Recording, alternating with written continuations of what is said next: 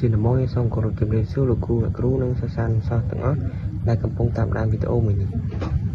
ហើយថ្ងៃនេះដែរខ្ញុំបានសង្ខេបរឿងមួយដែលមានចំណងជើងថាចៅអាចសេះមានបុរសម្នាក់ឈ្មោះមែនប្រកាសគេហៅថាចៅអាចសេះព្រោះនៅជាខ្ញុំសិទ្ធិឲ្យឃ្វាសេះប្រហា50សេះឲ្យសង់ខ្ទមនៅបៀតមាត់ទន្លេប៉ុន្តែបុរសនោះជាប់រំលឹកគុណព្រះពុទ្ធបើឃ្វាសេះក្តីឬធ្វើការអ្វីក្តីជាប់មាត់ទន្ទេញថាសម្មាសម្ពុទ្ធោអញទៅដេញសេះសម្មាសម្ពុទ្ធោអញទៅកើបអាចសេះសម្មាសម្ពុទ្ធោធ្វើការអ្វីមួយក៏ទន្ទេញជាប់មាត់ដរាបទៅឯអាចសេះនោះមិនយកចោលទេបើជាច្រកការុងទុកជាច្រើនមានថ្ងៃមួយសំពៅ500បើកមកពីស្រុកចិនបុរសនោះក៏ស្រែកឲ្យចូលមកនេះសិនសំពៅក៏ចូលមកក៏សួរថាអ្នករកគ្នាបើកសំពៅមកពីណានាយសំពៅក៏ឆ្លើយមកពីស្រុកចិននោះក៏ថាអ្នកឯងស្គាល់ស្ដេចក្រុងចិនទេនាយសំពៅក៏ឆ្លើយស្គាល់ព្រោះខ្ញុំនៅជិតព្រះរាជវាំងបុរសនោះថាស្ដេចក្រុងចិននោះខ្លាអញហើយជាមិត្តសម្លាញ់ពីថ្ងៃមុនរៀងមកបើអ្នកឯងត្រឡប់ទៅស្រុកចិនវិញចូលមកអញផ្ញើរបស់ទៅខ្លាអញផងនាយសំពៅទាំងអស់ឆ្លើយថាបាទនាំចេញសំពៅទៅលក់ដូរប្រហែល15ថ្ងៃនាយសំពៅក៏ត្រឡប់មកវិញទៅរកបុរសនោះហើយសួរថាឯណារបស់អីឯងផ្ញើយកមកខ្ញុំទៅឥឡូវហើយបុរសនោះក៏ឆ្លើយខ្វះអីរបស់ខ្ញុំរៀបដាក់ក្នុងការុងបំរុងផ្ញើទៅនាយសំពៅក៏ប្រើជើងឈ្នួលឲ្យជញ្ជូនដាក់សំពៅប្រហែល4000ការុងសុទ្ធតែការុងអាចសេះហើយក៏លះបុរសនោះចេញសំពៅទៅស្រុកចិនដល់ទៅដំណាក់ផែស្ដេចស្រុកចិន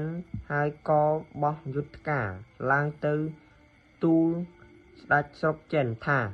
មានខ្លាផ្ញើមកពីស្រុកខ្មែរនោះក៏មានបន្ទូលឲ្យទៅជញ្ជូនការុងអាចសេះមកដាក់គោមុខប្រលានស្ដេចចាត់ឲ្យស្រាយមាត់ការុងចាក់មើលរបស់អ្វីខ្លះដល់ចាក់ស្រាយទៅឃើញសុទ្ធតែដុំមាសគប់ការុងស្ដេចចិនក៏មានប្រតិយត្រេកអររកទីបំផុតគ្មានក៏ទ្រង់គិតក្នុងព្រះចិនក៏គិតក្នុងព្រះចិន្តាថានឹងបានអ្វីផ្ញើទៅវិញមានតែរាជបុត្រីមួយព្រះជន្ម18ឆ្នាំព្រះរូបព្រះឆោមល្អឯកលើស្រីទាំងអស់គិតហើយឲ្យគេធ្វើស្គរមួយយ៉ាងធំពាសស្បែកសត្វទាំងសងខាងមានតែកន្លែងបើកចេញចូលពីខាងហើយក៏ដាក់ព្រះរាជបុត្រីនោះទៅក្នុងស្គរហើយមានទាំងកន្សែងបក់បោយមួយផងហើយចាត់បំរើបើកសំពៅនាំទៅឲ្យចៅអាចសេះដល់កន្លែងបុរសនោះហើយក៏ស្រែកថាស្ដេចក្រុងចិនខ្លាផ្ញើស្គរមួយឲ្យអ្នកវាយលេងបុរសនោះឬក៏ត្រេកអរអ្នកបំរើក៏យកស្គរទៅចងជាប់នឹងរងសេះនោះបុរសនោះក៏ចេះតែវាយលេងថាខ្លាអញស្រឡាញ់អញផ្ញើឲ្យអញវាយលេងដល់ថ្ងៃមួយបុរសនោះវាយស្គរហើយទៅឃ្វាសេះនាងដែលនៅក្នុងស្គរចេញមករៀបបាយទឹកទុកបំរុងបុរសនោះហើយចូលទៅក្នុងស្គរវិញបុរសនោះត្រឡប់មកឃើញបាយថានរណាយកបាយមករៀបចំឲ្យអញ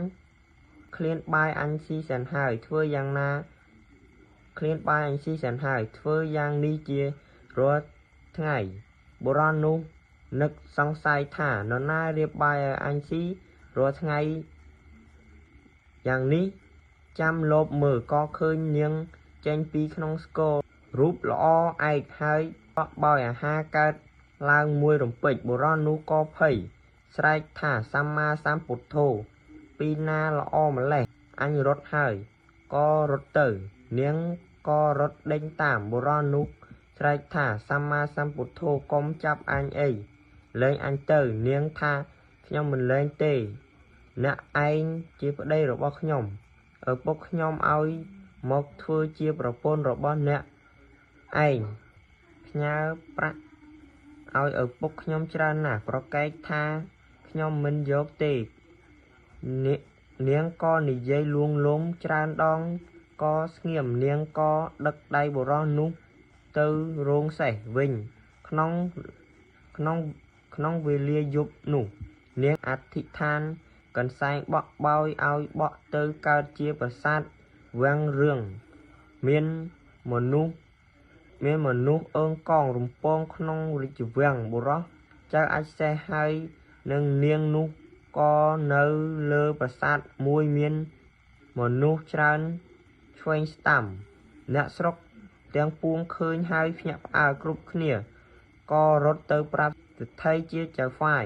បុរសនោះគិតថាកើតប្រាសាទវាំងរឿងត្រង់ខ្ទមចៅអាចសេះសេដ្ឋីសង្ស័យរត់ទៅមើលឃើញក៏កើតក្តីភ័យរត់ទៅទូលស្ដេចក្នុងនគរតាមរឿងនោះស្ដេចជ្រាបហើយក៏ចាត់បំរើទៅពិនិត្យមើលឃើញពិតដូច្នោះមែនស្ដេចក៏មានប្រតិយទូមនិញជាខ្លាំងឈ្មោះនរណាហ៊ានមកកសាងប្រាសាទវាំងរឿងក្នុងនគរអញមានតែអញជាស្ដេចក្នុងនគរនេះក៏ចាត់ឲ្យនិមឺនសពមន្ត្រីមកគល់ក៏មានព្រះបន្ទូលចាត់ឲ្យរៀបចំលើកទៅចាប់អាចោរកំណាចវាមកពីណាស្ដេចក៏យាងទៅជាមួយផងវេលានោះមានអ្នកបម្រើទៅប្រាប់ចៅអាចសេះហើយនឹងព្រះនាងជាប្រពន្ធឯចៅអាចសេះបានឮហើយក៏ភ័យនាងបានប្រាប់ប្តីថាកុំឲ្យភ័យទុកឲ្យខ្ញុំច្បាំងជាមួយនឹងស្ដេចនេះនាងក៏រៀបខ្លួនចេញទៅធ្វើអធិដ្ឋានកន្សែងបក់បោយស្ដេចនេះឲ្យខ្ចាត់ចេញពីនគរទាំងវេលានោះហើយចៅអាចសេះនឹងនាងបានសោយរាជ្យធ្វើជាស្ដេចដោយអំណាចរំលឹកគុណព្រះពុទ្ធចឹងការសង្ខេបរឿងមួយនេះត្រូវបានបញ្ចប់ខ្ញុំសូមអរគុណដែលបានតាមដានវីដេអូមួយនេះ